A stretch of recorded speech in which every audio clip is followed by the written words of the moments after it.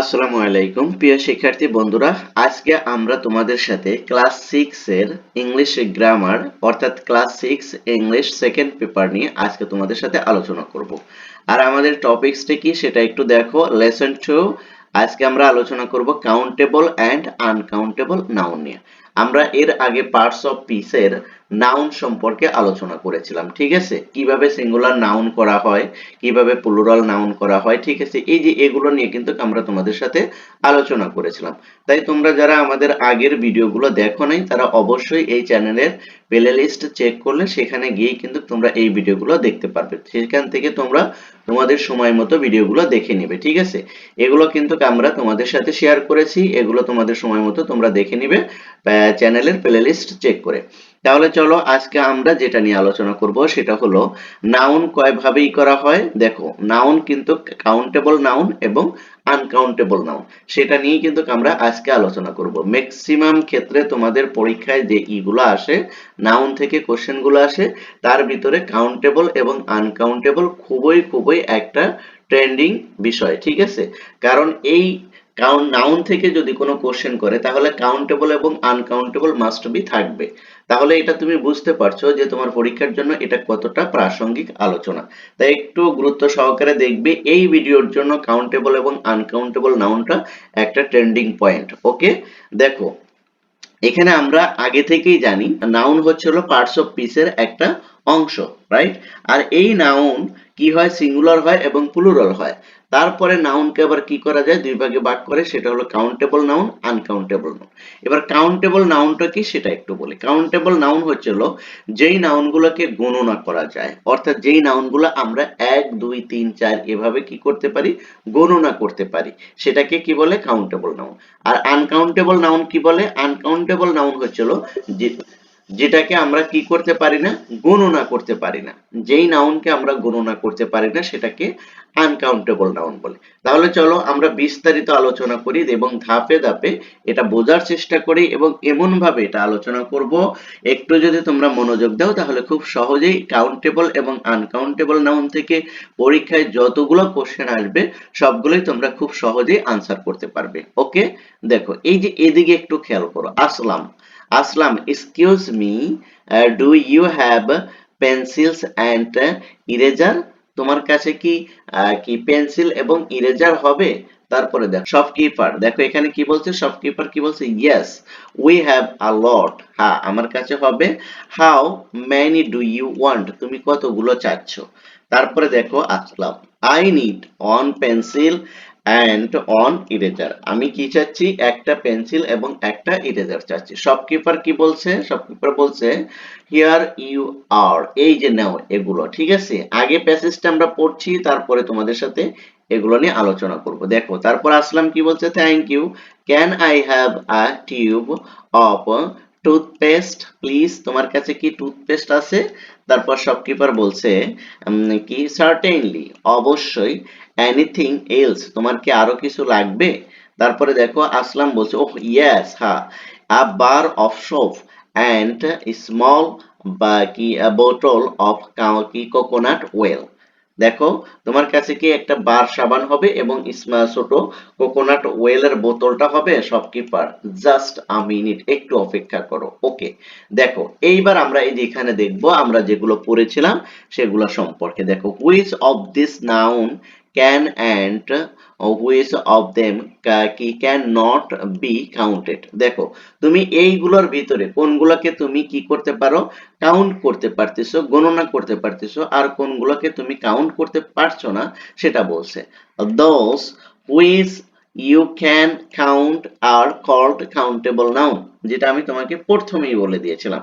যেইটা তুমি গণনা করতে পারতেছো সেটাকে বলা হচ্ছিল কাউন্টেবল নাউন, অ্যান্ড দোজ, এবং যেগুলো which you can not count are called uncountable noun, আর যেগুলো তুমি গণনা করতে পারছো না সেগুলো হচ্ছে হলো uncountable noun. Okay, in the conversation, এই কনভারসেশনে 5 আইটেম আর কি আন্ডারলাইনড, অর্থাৎ এই কনভারসেশনে 5টা আন্ডারলাইন করা আছে। অফ দেম, তার মধ্যে দেখো pencil, pencil and eraser. Pencil and eraser are countable noun. দেখো পেন্সিল আমরা গুনতে পারি, ইরেজারটাও আমরা গুনতে পারি, যার কারণে এটা কি countable noun. Because they can be counted, কারণ এগুলোকে গণনা করা যায়। ইউ ক্যান সে, এবার তুমি বলো a pencil, one pencil or two pencil. দেখছো আমি যেভাবে আগে বলেছি সেটাই ওরা এখানে এভাবে এক্সপ্লেইন করেছে। তারপরে দেখো an eraser, one eraser or three eraser, মানে আমরা এগুলো কি করতে পারি, 1 2 3 4 5 করে গণনা করতে পারি, যার কারণে এগুলোকে কাউন্টেবল নাউন বলে। আশা করি তোমরা মোটামুটি বুঝতে পেরেছো যে কাউন্টেবল নাউন কাকে বলে এবং কাউন্টেবল নাউন কিভাবে তুমি বের করবে। তারপরে দেখো a countable noun can have both singular and plural. দেখো এই জায়গায় তোমাকে একটু মাথায় রাখতে হবে যে কাউন্টেবল নাউন কিন্তু সিঙ্গুলার এবং প্লুরাল বোথ হতে পারে, ঠিক আছে। যেমন এর আগে আমরা নাউন সিঙ্গুলার এবং প্লুরাল শিখেছিলাম, তেমনি এখানে কাউন্টেবল এবং আনকাউন্টেবল নাউনটা কিন্তু সিঙ্গুলার এবং প্লুরাল উভয় হতে পারে। You can ask the question how many, এবং এটা কিভাবে বা কত প্রকার বা কোন ভাবে। দেখো for a countable noun, for example, যেমন question how many pens do you have, তোমার কতগুলো পেন লাগবে। এই যে এখানে দেখো এই যে পেন, এটা কি কাউন্টেবল নাউন, বাট এটা কি হয়েছে, কিন্তু এটা প্লুরাল হয়েছে। তারপরে দেখো answer, I have only one pen, এই যে এখানে কিন্তু সিঙ্গুলার হিসেবে ব্যবহার হয়েছে। তারপর দেখো আই হ্যাভ টু পেন্স, এই যে এখানে পেনটা কি প্লুরাল হিসেবে ব্যবহার হয়েছে। তারপরে দেখো এখানে বলছে অন দা আদার হ্যান্ড, অন্যদিকে টুথপেস্ট, দেখো এই যে টুথপেস্ট যেটা আমরা সোপ এবং সাবান, অ্যান্ড ওয়েল এবং ওয়েল আর কি আনকাউন্টেবল নাউন। দেখো এর ভিতরে আমরা যে টুথপেস্ট, সোপ এবং ওয়েল, এই যেখানে যে আমরা প্যাসেজে পড়েছিলাম, এই যে ওয়েল, তারপরে কি টুথপেস্ট, তারপরে কি আছে হলো সোপ, এইগুলো কি, এগুলো হচ্ছে হলো তোমার হলো আনকাউন্টেবল নাউন। ওকে, কারণ এগুলো কি করা যাচ্ছে না, গণনা করা যাচ্ছে না। Uncountable noun can not be counted and they do not have any plural form. দেখো কাউন্টেবল নাউনের কিন্তু কি করা যায়, গণনা করা যায় এবং এটাকে প্লুরাল এবং সিঙ্গুলারে লেখা যায় বা প্লুরাল এবং সিঙ্গুলার হয়, বাট আনকাউন্টেবল নাউন কিন্তু ক্যান নট বি কাউন্টেড, এটা গণনাও করা যাবে না, and they do not have any plural form, এবং এটার কোনো প্লুরাল ফর্মও হবে না। এটা কিন্তু তোমাকে মাথায় রাখতে হবে যে কাউন্টেবল নাউন কি হয়, কাউন্টেবল নাউন সিঙ্গুলার এবং প্লুরাল দুটোটাই হবে।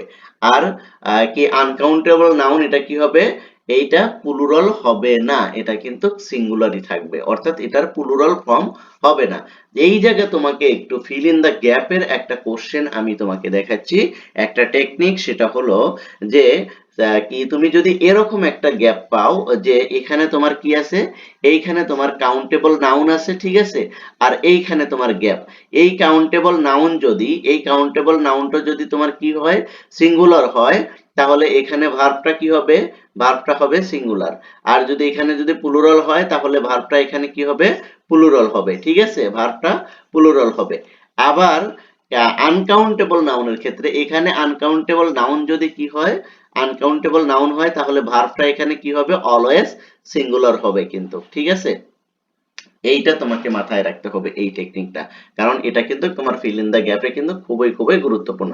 আমি আবারও বলছি, এই গ্যাপের আগে যদি কাউন্টেবল নাউন প্লুরাল হয় তাহলে ভার্বটা প্লুরাল হবে, গ্যাপের আগে কাউন্টেবল নাউন যদি সিঙ্গুলার হয় তাহলে ভার্বটা সিঙ্গুলার হবে, আর গ্যাপের আগে যদি আনকাউন্টেবল হয় তাহলে এখানে ভার্বটা সিঙ্গুলার হবে। ওকে, এতটুকু মাথায় রাখবে, এটা কিন্তু ফিল ইন দা গ্যাপে খুবই খুবই গুরুত্বপূর্ণ একটা টপিক, এবং এখান থেকে কিন্তু কোশ্চেন মাস্ট বি তোমরা পাবে, প্রথম এবং দ্বিতীয় সেমিস্টার বলো আর তৃতীয় সেমিস্টারে বলো, এক্সামে তোমরা এখান থেকে এই কোশ্চেন গুলো পাবে। তারপরে দেখো when you want to mention the quantity, দেখো যখন এটা কোয়ান্টিটি প্রকাশ করবে বা কোয়ান্টিটিকে মেনশন করবে অ্যান আনকাউন্টেবল আইটেম, এবং এই আনকাউন্টেবল আইটেম গুলো ইউ শুড ইউজ সাম কি মেজর ওয়ার্ডস বিফোর ইট। ওকে, এর আগে তুমি এটা ব্যবহার করবে। ফর এক্সাম্পল যেমন আ টিউব অফ, দেখো এই যে এটা কি, এখন তুমি when you want to mention, যখন তুমি মেনশন করবে দ্য কোয়ান্টিটিকে যখন মেনশন করবে of an uncountable item, uncountable আইটেমের আগে, তখন তুমি এই যে এভাবে আ টিউব অফ, এই যে আ ব্যবহার করার কারণে এটা কিন্তু কি করা হয়েছে, টিউবটা কিন্তু আনকাউন্টেবল। তারপরে a bar of and a bottle of, তারপরে দেখো আর অফ, আর মেজর, আর major word you can say, তুমি এভাবে বলতে পারো। ওকে, তাহলে দেখো এখান থেকে আমরা সবচেয়ে বেশি যেটাই করতে পারবো, ঠিক আছে, সেটা হলো যে আমরা এটাকে কিভাবে ব্যবহার করতে পারি, এই সূত্রটাই আমাদের সবচেয়ে হলো গুরুত্বপূর্ণ, ঠিক আছে।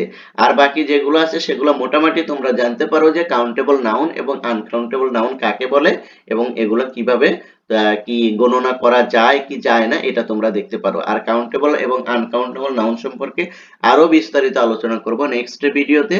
এ পর্যন্ত আজকে রাখতে চাচ্ছি। তুমি যদি আজকে আমার এই ক্লাসে নতুন জয়েন করে থাকো তাহলে অবশ্যই চ্যানেলটি সাবস্ক্রাইব করবে এবং ভিডিওটি ভালো লাগলে লাইক কমেন্ট শেয়ার করে তোমার ফ্রেন্ড সার্কেলকেও দেখার সুযোগ করে দিবে। থ্যাংক ইউ সো মাচ, আল্লাহ হাফেজ।